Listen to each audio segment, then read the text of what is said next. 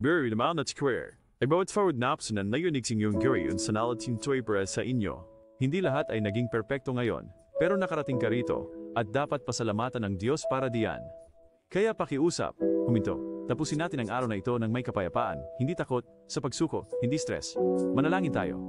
Salamat sa bawat tahimik na sandali ng biyaya ngayon, para sa mga pagkain kinain, sa mga salitang binitiwan at kabaitan, sa pagkakataong tumawa, huminga, at manahimik lang.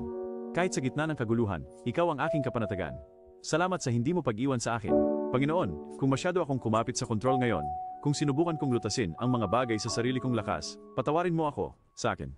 Ngayong gabi, isinusuko ko ang lahat, ang aking stress, ang aking mga katanungan, ang aking takot. Ibinibigay ko sa iyo ang hindi ko kayang ayusin, at nagtitiwala ako sa iyo sa mga bagay na hindi ko maintindihan. Habang nahihiga ako para matulog, Panginoon, palibutan mo ako ng kapayapaan. Hayaan mong walang takot ang bumisita sa aking isipan at walang alalahanin ang magnakaw ng aking pahinga. Bantayan ang aking puso, aking mga isip, at ang aking tahanan. Hayaan ang iyong presensya ang maging aliw na huhubog sa aking kapahingahan. Kahit na mabilis ang ikot ng mundo, magtitiwala ako sa iyo.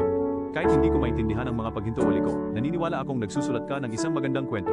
Kaya pinipili kong magpasya sa kapayapaan kaysa sa pagkagulat dahil ikaw pa rin ang may kontrol. Ikaw ang mag-iingat sa mga nasa ganap na kapayapaan, ang kanilang isipan ay matatag, sapagkat nagtitiwala sila sa iyo. Isaiah 26:3. Ito'y ingling ang klang ngayong gabi. Ang kapayapaan ay hindi kawalan ng problema, kundi ang presensya ng tiwala. Kahit na umiikot ng mabilis ang mundo, magtitiwala ako sa iyo. Kahit hindi ko maintindihan ang mga pagkaantala o mga liko, naniniwala ako na gumagawa ka ng magandang kwento. Kaya pinipili ko ang kapayapaan kaysa magpanik, dahil ikaw pa rin ang may control. Salamat Panginoon, sa awa na nagdala sa akin sa araw na ito. Inilalagay ko ang bawat bukas sa iyong mga kamay. Hindi ako matatakot sa hindi alam dahil kilala kita. Hayaan mong ang iyong mga anghel ang magbantay buong gabi. Hayaan mong ang iyong tinig ang una kong marinig sa umaga. Sa pangalan ni Jesus, ako'y nananalangin. Amen. Hindi mo kailangan ng lahat ng sagot ngayong gabi. Kailangan mo lang ng kapayapaan. Ang Diyos ang bahala sa iyo.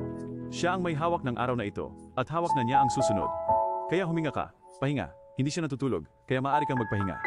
Ang Diyos na iyan ang aking kapayapaan kung ikaw ay nagpapahinga sa Kanya ngayong gabi. Ibahagi ito sa isang taong balisa bago matulog. Sundan ang Daily Whisper 365. Tinatawid natin ang bawat araw sa bulong ng Diyos.